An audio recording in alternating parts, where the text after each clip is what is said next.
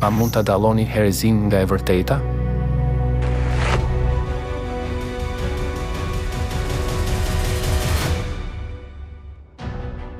Toka nuk është në qendër të universit. Ai bëri një teleskop dhe vëzhgoi qiellin e natës për herë të parë. Ai sfidoi një ide fikse që ishte konsideruar e drejtë në atë kohë. Babai i revolucionit shkencor. Babai i shkencës moderne. Babai i astronomisë. Shkencëtari i madh.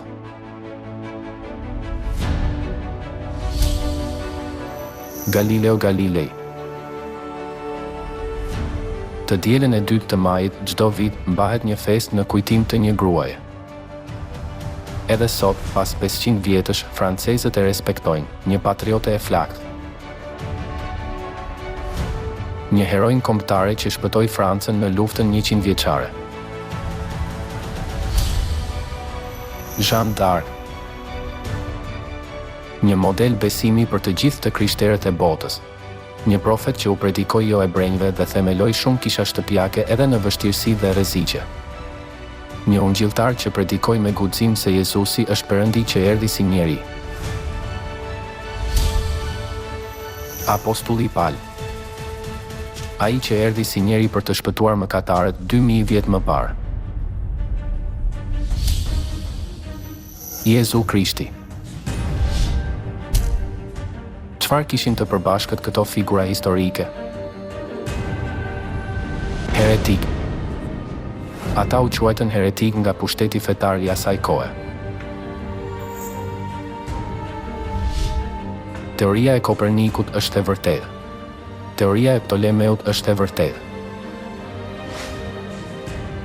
Ai u quajt heretik nga pushteti fetar i asaj kohe.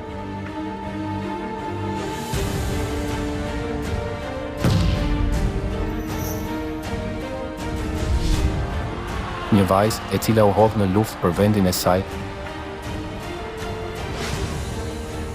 u gjykua si shtrik dhe u doq nga pushteti fetar i asaj kohe.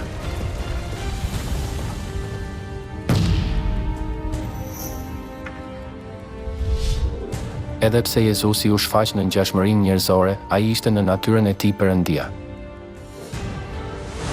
Ne kemi gjetur se ky njeri është një murtaj dhe është kryetari i sektit të Nazarenasve.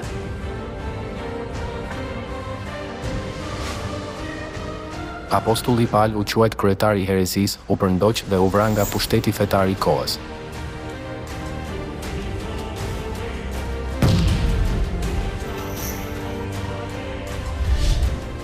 Unë dhe ati jemi një.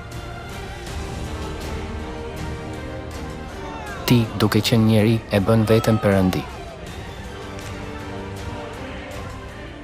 Jezusi, i cili është Perëndia në mish,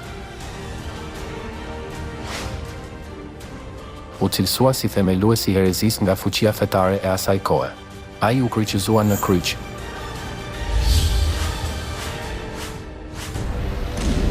A mendoni se standardi i një pushteti fetar mund të jetë kriter për të dalluar herezin?